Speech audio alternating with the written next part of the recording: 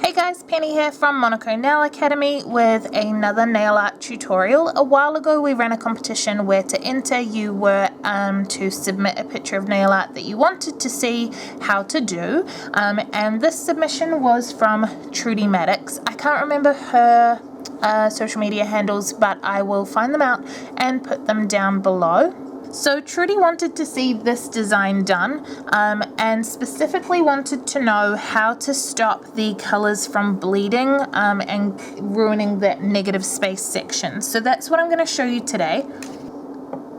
I'm working with Artistic Color Gloss in Bride and in Graceful, which are both available on our website monaco.ac.nz. So I'm going to start with the Bride section because it's further back towards the cuticle and I feel like I'm more likely to mess it up if I've already done the blue. So the trick to getting the colors not to bleed is to start by doing some fine line work with your gel polish and curing it before you color anything in. So if you're not yet particularly pro at fine lines, then head to our website and search for the Art of Fine Lines. That's our online nail art training for fine line work, and it'll give you lots of tips and tricks and techniques for getting those perfect. But what I am going to do is cure these lines immediately before filling them in. Now this is cured for 30 seconds, and if I was working on a client rather than a plastic wheel, we would be working over a base coat at the moment. In the interests of not wanting the base coat to over cure, we need to work as efficiently as possible, not just with the best technique we have. So I want to do the most work that I can in one go rather than doing a little bit and then curing and a little bit and then curing. Having done these lines and cured them, they're set in place now, and that makes it a lot easier for me to come in and do the rest of the color without it bleeding like what Trudy was worried about. So I'm going to use the brush straight from the bottle of Bride and start at the cuticle just like I normally would. Pull it up as far as I can comfortably, which is honestly usually quite far. I'm a very lazy nail artist and tend to kind of just work around stuff as best as I can, so that's all done just straight from the bottle. And then before we cure that, because this isn't going anywhere, it's not going to bleed because of those first lines that we cured already, I can put in the second lot of lines and get those cured at the same time. So this is Graceful, and I'm just going to run those lines parallel to the white triangle we already have. Don't worry about them being too thick, like you don't want super chunky, but you also don't really need to worry about them not curing because they're fine lines anyway.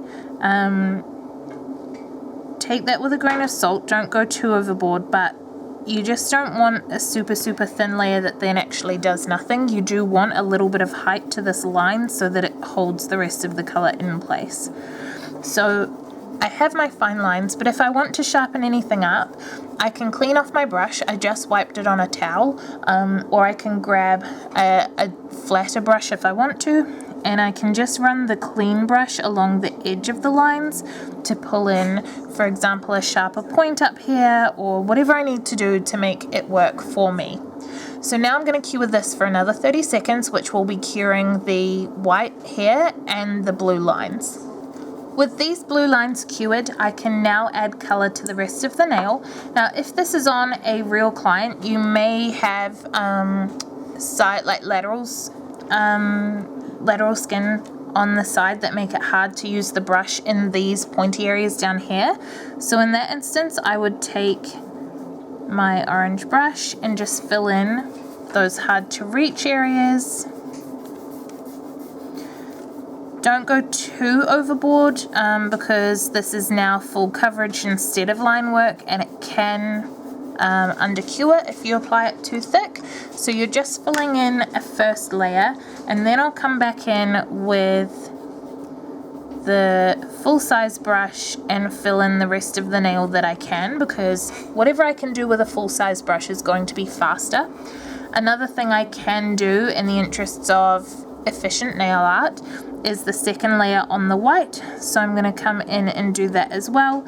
You might want to tidy it up with your detail brush. In my case, the orange brush or the artistic mini stripe is nice too, but often I won't bother doing that.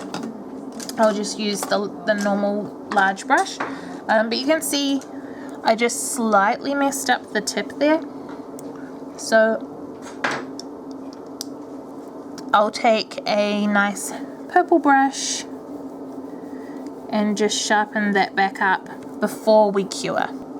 So those layers have now cured, and I have 2 layers of white at the back but only 1 layer of blue at the front. So I'm going to come in and, as I said before, on a real client I would most likely have to fill in those sharp edges with a detail brush, but with the benefit of a display wheel I don't need to do that. I can do it all with the larger brush and cure that as well, and at any point I can be cleaning up my work. Both of those layers have now cured for 30 seconds, and if I wanted to sharpen the lines up at all, now's the time to do it. So I can come back in with my orange brush one more time and add in any definition that I want to add into those lines just before they end up top coated. So jumping in and just very, I want to say gently, I don't really know what word is the right word, but just being very careful to make sure that I'm only adding product where it's really going to make a difference, and I'm not just painting for the sake of painting or panicking, as us nail techs are prone to do. So because I have added some, I need to cure again, and then because there is some definition in the negative space where it's going to drop down, what I'm likely going to do is cover this in a layer of clear correction gel first before I top coat it. So let's get that little touch up cured first, and I'll show you what I mean. So correction gel is a thicker viscosity, clear soak-off gel polish product, and all I need to do is put a full layer over the entire nail, and because gel polish is a self-settling product, the majority of the correction gel will settle in the negative space areas where the height is a little bit lower. If I really want to, I can come in and dot a little bit extra in that area to make sure that it does fill out, but with something of this thickness that's not really necessary, and then you end up with a completely even surface that's not going to bother your client or be like something that they play with. So I cure this, and then I'm going to finish with a layer of glossing gel, which will also cure for the same 30 seconds, and then I'll show you the finished product. So here's the finished product: nice sharp lines, a cute negative space feature, and an even surface for our clients. If you have a go at this, tag us on Instagram at Monaco Nail Academy or share it to our Facebook group. We'd love to see what you guys create.